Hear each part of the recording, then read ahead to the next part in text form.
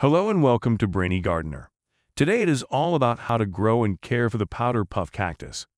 The Powder Puff Cactus is a small, hairy cactus found in north-central Mexico. It grows about 4 inches tall and has a round body covered in white hair-like spines. The stem is gray-green, but this coloration is rarely visible underneath all the dense hair.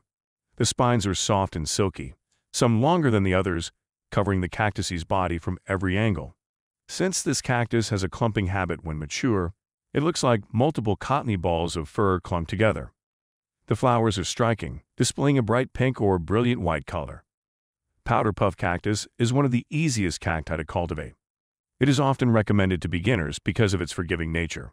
So, if you are looking for a low-maintenance plant that will brighten up your home with its beautiful flowers, then this is the plant for you. Powder puff cactus prefers full sun-to-part shade. It grows in the partial shade beneath taller plants or trees in its natural habitat. However, it will still do well in full sun if it is not too intense. Therefore, it is best to provide some afternoon shade for your plant in hot climates. When it comes to indoor care, you can place it near a sunny window.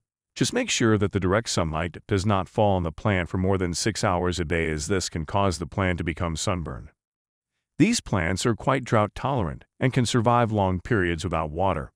However, they will thrive and flower more profusely if you water them regularly during the growing season. During the growing months, water your plant about once a week or when the soil has completely dried out. In winter, reduce the watering cycle to once every 2 to 3 weeks or when the soil has completely dried out. It is important not to overwater this plant, as this can lead to root rot. In its natural habitat, the temperature range is from 60 to 80 degrees Fahrenheit. On the flip side, it can survive temperatures as low as 23 degrees Fahrenheit if kept dry. The powder puff cactus is quite tolerant to both high and low temperatures. However, it does best in warm weather. This cactus does not appreciate high humidity levels and will do well in dry conditions. In humid conditions, the plant may start to drop its flowers and spines. Maintain average room conditions, and you should be fine.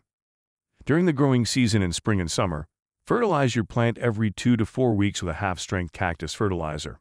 In the winter, stop fertilizing altogether. Powder puff cactus can be propagated by seeds or offsets. To propagate by seeds, wait until the flowers have faded and the seed pods have formed. At this point, take the seeds out of the pods. Plant the seeds in a well-draining cactus mix and water lightly. Place the pot in a warm location. Keep the soil moist but not wet. Ensure good ventilation so the seeds don't suffocate. The seeds should emerge within 2 to 3 weeks. Once they have germinated, transplant them into individual pots. Propagating by offsets is easy. To do this, choose an offset that's 1/3 the size of the parent plant. Carefully remove the offset from the parent plant and wait for the wound to callus over. Then pot it in a well-draining potting mix. Water lightly and place the container in a warm, sunny location. The offset should start growing roots within 2 to 6 weeks. Powder puff cactus doesn't need to be repotted often. It will do just fine in the same pot for several years. That being said, it will eventually outgrow its pot and will need to be transplanted into a larger one. The best time to do this is in the spring. When choosing a pot, make sure it has drainage holes, as this plant does not like soggy soil. Fill the pot with a well-draining cactus mix for best results.